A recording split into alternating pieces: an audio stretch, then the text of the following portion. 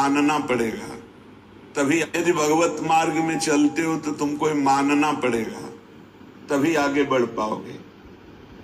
यहां घोर विपत्ति आ रही है तो समझ लो आगे बहुत बड़ी संपदा मिलने वाली है। घोरमा पदमत्र संपदमिवा वज्ञांत सनमानव निंदाम। यदि इस मार्ग में तुम चल रहे हो, कदम कदम पे तुम्हें परेशानी आ रही, ये तो तुम्हें 100% मानना होगा कि जो ही तुम भगवत मार्ग में चलोगे सही ढंग से, दंभ पाखंड नाटकबाजी में नहीं, मनोरंजन में नहीं, ये बात आएगी। सही कदम उठाओगे भगवत प्राप्ति के लिए तो सबसे पहली बात होगी तुम्हारा मन जलेगा, बिल्कुल पसंद नहीं करेगा। शास्त्र प्रमाणित बात है, यद तज्ञे विष्णु परिणामे अमृतोपमम। जिसकी शुरुआत विष जैसी लगे उसका परिणाम बड़ा अमृत जैसा लगेगा, विश्वास करो।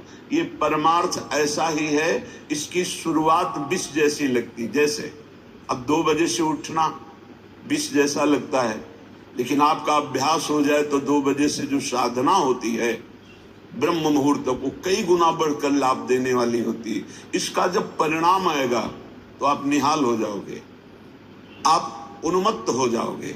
विश्वास करो, पहली सबसे पहली परमार्थ की वृत्ति में जलन पैदा होती। यदि तज्ञ विष्णु, देखो अमृत पाने के लिए समुद्र मंथन हुआ, कितना कष्ट सहा गया। उस कष्ट में सर्वप्रथम क्या निकला? विष। परिणाम में क्या निकला? अमृत।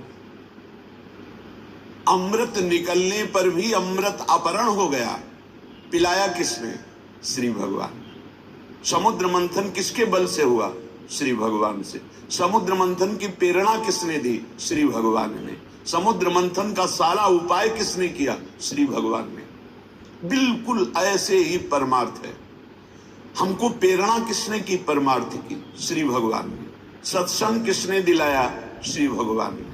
गुरु बन के उपदेश कौन दिया? श्री भगवान ने। चलाया किसने? श्री भगवान ने। अब ये जो विष उत्पन्न हो रहा है, हम जब भजन में बैठते हैं हमारा मन बड़ा गंदा गंदा सोचता है, हमारे मन में जलन होती, बड़ी अशांति हो जाती, मन नहीं लगता। ये विष है, इसे शिवोहम भाव से पियो।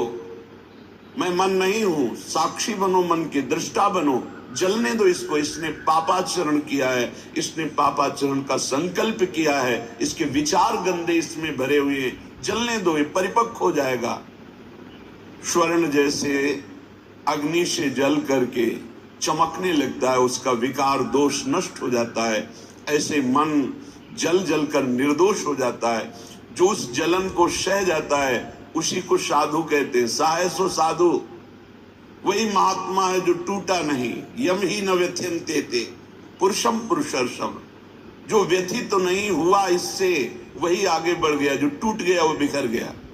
तो भगवत मार्ग में ये जलन है, तो संसार मार्ग में ये तो ज्वाला है, और बराबर ज्वाला है। इसमें तो अग्रे शुरुआत में केवल जलन है, बाद में परमानंद है, और इसमें शुरुआत में थोड़ा आनंद जैसा लगता है। यदि तज्ञे अमृतोपमम परिणामे विष्णु। यह है रजोगुण संसार का मार्ग। इसमें भोगों में तत्कालिक सुख लगता है, लेकिन परिणाम बड़ा भयंकर विश्वत होता है। परमार्थ में प्रारंभ में विश्वत लगता है, लेकिन अंत में इसका जो परिणाम हो महाअमृत है।